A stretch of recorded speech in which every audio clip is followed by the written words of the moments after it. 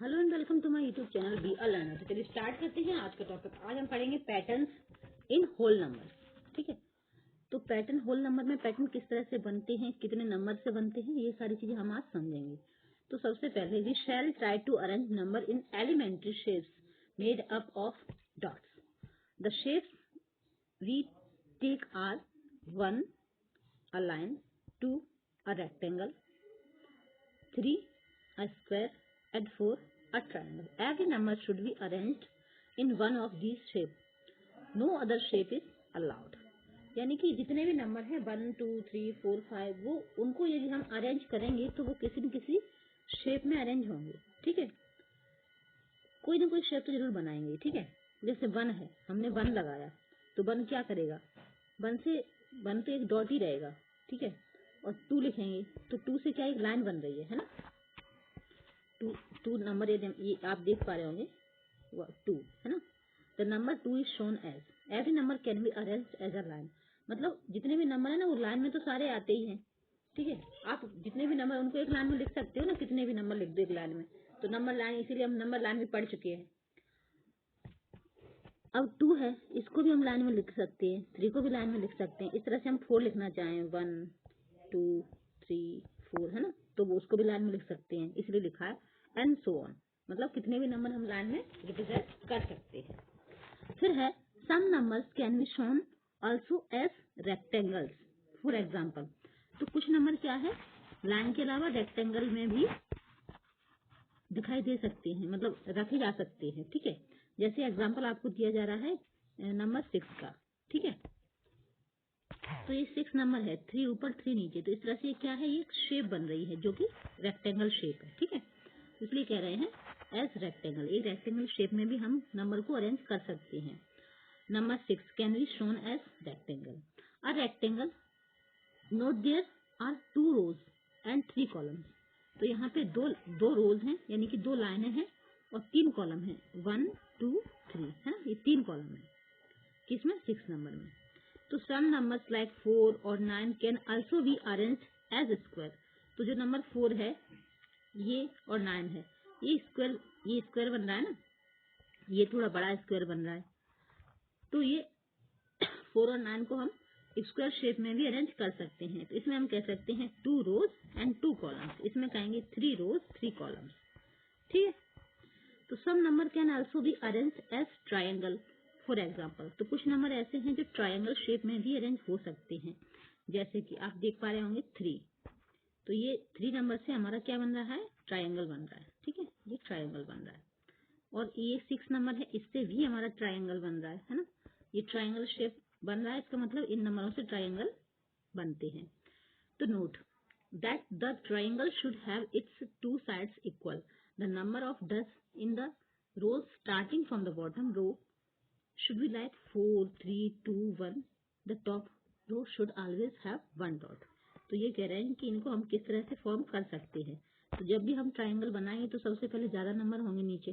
ठीक है, उसके बाद उससे एक कम करते हुए, जैसे हमने 4 यहाँ एक और लाइन बना सकते हैं यहाँ, तब भी वो ट्राइंगल बनेगा। मैं थोड़ा मोटा हाँ ये वाला बिंदु ले लेती हूँ। तो यहाँ मैं बनाना चाहूँ एक यहाँ रख दिया, 2 3 4 है ना, तब भी ये ट्राइंगल ही रहेगा ना।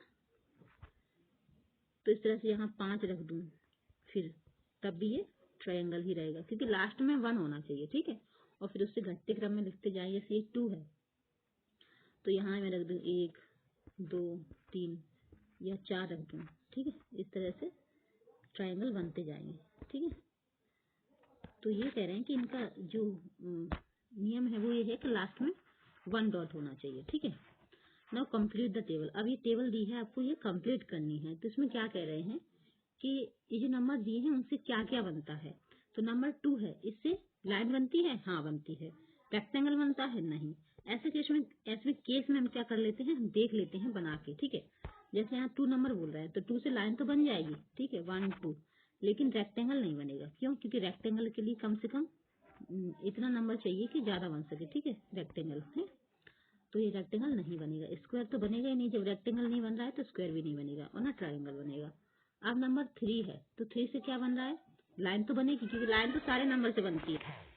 और रेक्टेंगल 3 नंबर से 1 2 3 नहीं बनेगा, क्योंकि ज़्यादा नंबर चाहिए ना, तो रेक्टेंगल भी नहीं बनेगा, स्क्वायर नहीं बनेगा, लेकिन ट्राइंगल बन जाएगा। कैसे? एक नंबर ऊपर रख दिया, 2 नीचे रख दिए, तो ये हमारा ट्राइंगल तो बन जाएगा 3 नंबर से, है ना। तो इसलिए यस लिखा हुआ है। फिर 4 नंबर से लाइन तो सारे नंबर से बनेगी, इसलिए लाइन के में तो सारे में आप यस यस कर सकते हो, ठीक है। लाइन जितने भी है ना, सारे में यस आप फिल कर दो बिना कुछ सोचे समझे, क्योंकि लाइन तो सारे नंबर से बन सकती है। और बाकी का आप क्या करोगे, देख लोगे बना के, ठीक है। और जैसे 4 से रेक्टेंगल भी बन जाएगा, स्क्वायर भी बन जाएगा, क्योंकि 4 है ना, 1 2 3 4, ठीक। तो इससे थोड़ा दूर रख दोगे ना नंबर को, एक इधर एक इधर एक इधर एक इधर, तो इस तरह से रेक्टेंगल भी बन जाएगा। और थोड़ा सामान उस पर रख दोगे तो स्क्वायर बन जाएगा, है ना। यानी कि 4 नंबर से रेक्टेंगल भी बन सकता है, स्क्वायर भी बन सकता है, लेकिन ट्राइंगल नहीं बन सकता, है ना। 4 नंबर को किस तरह से अरेंज करोगे कि ट्राइंगल बना लो, है ना। या तो दूरी में कुछ अंतर करना पड़ेगा, तो इसलिए ट्राइंगल नहीं बनेगा। अब 5 नंबर से लाइन के लिए तो हमने सारा कर ही लिया है कि सारे नंबर से लाइन बनती है। 5 नंबर से रेक्टेंगल नहीं बनेगा। क्यों नहीं बनेगा रेक्टेंगल? क्योंकि नंबर 5 है, 1 1 2 3 4 5। हम किस तरह से अरेंज करें? 1 2 3 4 5 किस तरह से अरेंज करें आखिर की रेक्टेंगल बन जाए? तो रेक्टेंगल नहीं बनेगा। रेक्टेंगल नहीं बनेगा, स्क्वायर भी नहीं बनेगा। क्यों? रेक्टेंगल और स्क्वायर में सिर्फ इतना अंतर होता है कि रेक्टेंगल होता है जो उसकी 2 भुजाएं समान होती हैं और स्क्वायर की 4 भुजाएं समान होती हैं। तो इसमें हम जहाँ जिससे स्क्वायर बन रहा है उससे रेक्टेंगल भी बन सकता है, बस बिंदु का थोड़ा अंतर रख के, ठीक है। बिंदु थोड़ी दूरी पे रख दो, है ना, तो रेक्टेंगल बन जाएगा। और समान दूरी पे रख दो, चारों भुजाएं बराबर कर दो तो स्क्वायर बन जाएगा। इसलिए जिससे रेक्टेंगल बनेगा उससे स्क्वायर भी बन जाएगा, ठीक है। और ट्राइंगल भी नहीं बनेगा 5 से। 1 2 3 4 नहीं, 6 से बनेगा ट्राइंगल, तो यानी कि 5 से नहीं बनेगा। तो 5 से नहीं बनेगा ट्राइंगल। फिर 6 से ट्राइंगल बन जाएगा, 6 से स्क्वायर भी बन जाएगा, है ना। दूरी थोड़ी अलग रख दो तो स्क्वायर भी बन जाएगा, रेक्टेंगल भी बन जाएगा, लाइन भी बन जाएगी, ठीक है। तो इस तरह से हम इस टेबल को पूरा कर लेंगे। फिर नेक्स्ट हमारे इससे आगे क्या है? ट्राइडीज है। ट्राइडीज में क्या है? वही क्वेश्चन रहते हैं जो हम पैटर्न में पढ़े होते हैं। तो वो पूछ रहे हैं which number can be shown only as a line. तो इस तरह से केवल 1 ही है, 2 है, 2 है, 2 सिर्फ लाइन के रूप में बन सकता है, क्योंकि 2 से और कुछ नहीं बन सकता, ठीक है। 3 से तो ट्राइंगल बन सकता है ना, इसलिए 2 है, तो यहाँ आंसर इसका 2 हो जाएगा। और 1 से कुछ नहीं बनता, क्योंकि 1 क्या है? एक यूनिक नंबर है। 1 से कुछ भी नहीं बनता, 1 सिर्फ एक डॉट है ना, तो 1 से जहाँ कुछ भी कोई भी शेप नहीं बनती, तो 1 का ऐसा रखना 1 एक यूनिक नंबर है, 1 से कुछ नहीं बनता, ठीक है, इसका ध्यान रखना। फिर है which can be shown as square. तो स्क्वायर के रूप में 4 बन सकता है, 6 से भी बन सकता है स्क्वायर, है ना। 1 2 3 4 5 6, है ना। तो इस तरह से 4 से और 6 से। और फिर क्या है? क्वेश्चन नंबर 3 है which can be shown as rectangle. तो जिनसे स्क्वायर बनता है उनसे रेक्टेंगल भी बन जाता है, ठीक है। फिर क्या है? Question number 4 write down the first 7 number that can be arrange in triangle. पहले 7 नंबर लिखने हैं जिन्हें ट्राइंगल फॉर्म में अरेंज करना है। 3, तो 3 का ट्राइंगल हमने देखा था ऐसे बन जाएगा, ठीक है। 6 का ऐसे बन जाएगा, 1 2 3 4 5 6, ठीक है। ये ट्राइंगल बन रहा है। फिर क्या है? Some numbers can be shown by 2 rectangle for example. तो कुछ नंबर हैं जो रेक्टेंगल, कुछ नंबर हैं जो 2 रेक्टेंगल दिखाते हैं। यहाँ जो एग्जाम्पल दिए हैं कि 3 इंटू 4, है ना। इधर 3 इंटू 4, 3 और 4 को मल्टीप्लाई किया तो 12 नंबर बना, और इससे क्या बन रहा है? रेक्टेंगल बन रहा है। इसी तरह से 2 इंटू 6, 1 2 3 4 5 6, 2 इंटू 6, यानी कि 12 नंबर 2 तरह से हम रिप्रेजेंट कर सकते हैं। तो इनको और किस तरह से लिख सकते हो आप, ठीक है, वो आपको अब यहाँ कह रहे हैं give at least 5 other such examples. तो इसको हम 16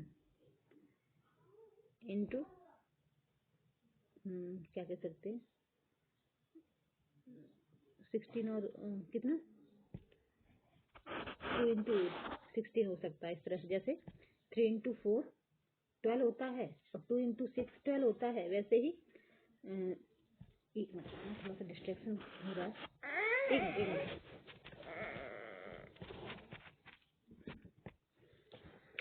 तो 16 कैसे होता है 2 8 जा, है ना, 2 8 जा 16, है ना। दो लाइन को इस तरह से अरेंज कर सकते हैं, 4 4 जा 16, है ना। तो एक 16 नंबर भी ऐसा है जो दो तरह से लिख सकते हैं, जैसे हमने इधर लिख के इन्होंने एग्जाम्पल में बताया है, उस तरह से एक 16 नंबर भी है। और इस तरह से और कौन सा नंबर है, 5 एग्जाम्पल देने के लिए बोले तो आप लिख सकते हो 18 भी। 18 को आप इस तरह से लिख सकते हो 3 इंटू 6 और 2 इंटू 9, है ना, इस तरह से लिख सकते हो। और क्या है 24 भी है। 24 को आप कैसे लिख सकते हो 3 इंटू 8 24 और 4 इंटू 6 इस तरह से आप लिख सकते हो। और 4 नंबर हो गए। और क्या लिख सकते हो 20 लिख सकते हो, 28 लिख सकते हो। 20 को कैसे लिखोगे 2 इंटू 10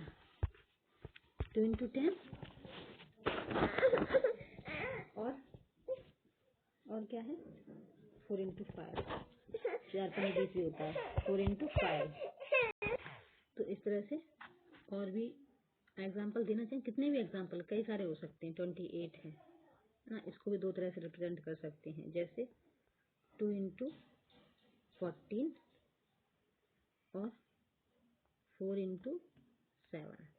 तो कई सारे नंबर हैं जिन्हें हम इस तरह से लिख सकते हैं, दो तरह से रेक्टेंगल में, जैसे कि यहाँ इन्होंने लिख के बताया है। अब क्या कह रहे हैं पैटर्न ऑब्जर्वेशन। अब हमें पैटर्न ऑब्जर्वेशन करना है कि पैटर्न किस तरह से ऑब्जर्व करना है। तो ये कह रहे हैं observation of pattern can guide you in simplifying process, study the following. अब जैसे ये लिखा हुआ है 117 plus 9 equal to 117 plus 10 minus 1, ठीक है। इसको सिंप्लीफाई करने के लिए ये बता रहे हैं कि किस तरह से हम अपने कैलकुलेशन को इजी बना सकते हैं। जैसे मान लो 117 प्लस 9 लिखा हुआ है, तो क्या हम इसको 117 प्लस 10 माइनस 1 नहीं लिख सकते, 127 माइनस 1, क्योंकि इससे क्या है आपका इजी हो जाएगा कैलकुलेशन। अब 9 को 117 प्लस करो तो थोड़ा सा टाइम लगेगा, लेकिन 10 सीधा सीधा है, तो हमें पता है 17 में 10 ऐड किया तो 27 बन गया, माइनस 1 कर दो, 1 माइनस तो इजी रहता है, तो 126। तो इस तरह से हमारा जो आंसर है वो आसानी से हो जाएगा। ये सारी चीजें ना आपको किस लिए सिखाई जा रही हैं, कैलकुलेशन इजी बनाने के लिए, आपकी टाइम सेविंग के लिए, ठीक है, क्योंकि आप 6th क्लास में आ चुकी हो, अब आपको ये सारी चीजें सीखने की जरूरत होती है। 6th क्लास क्या है, बेसिक होता है आपकी आगे की नींव का, ठीक है। पहले प्राइमरी आपका खत्म हो चुका है, अब 6 है, तो यहाँ से आपको थोड़ा सा अपने आप को और समझदार और स्मार्ट बनाने की जरूरत है। इसी तरह से 117 माइनस 9, तो इसको भी हम लिख सकते हैं, माइनस 9 को 10 प्लस 1 लिख सकते हैं, है ना। तो इसमें कैलकुलेशन आसान होगा, तो 108 आ जाएगा।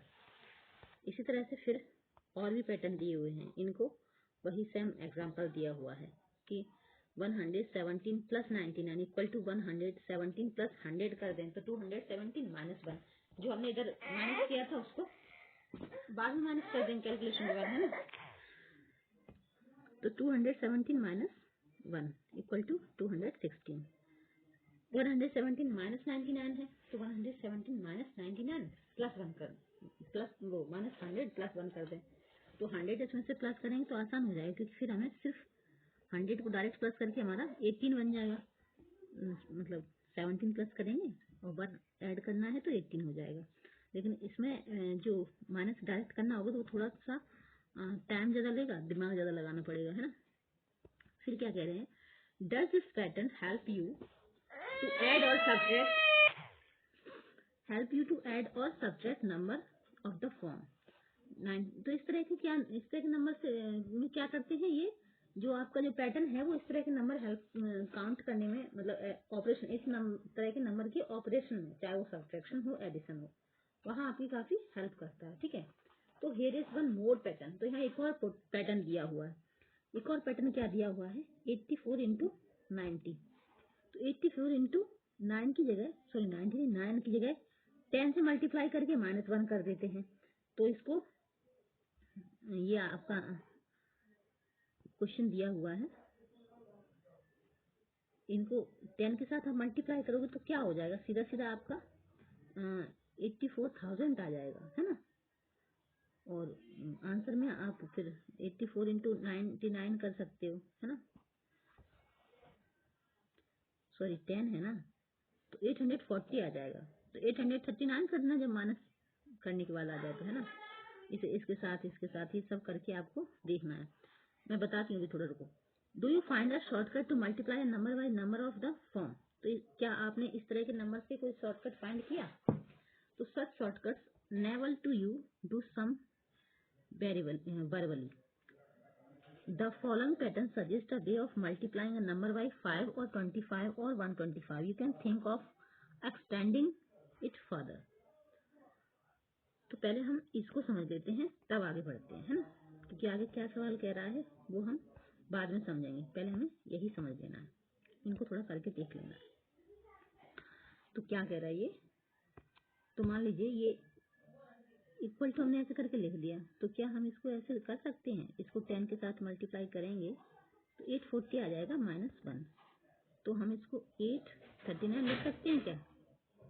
तो इस तरह से आंसर आ जाएगा। इसी तरह से इसको करना है, तो सेम है 840 100। तो क्या हम इसको ऐसे लिख सकते हैं 8399 लिख सकते हैं ना। इसी तरह से 1000 के साथ करेंगे, -1 कर देंगे ना, तो ये आंसर आ जाएगा। तो इस तरह से सारे सवाल हम कर लेंगे। फिर क्या कह रहे हैं, अब और भी पैटर्न बता रहे हैं आपको।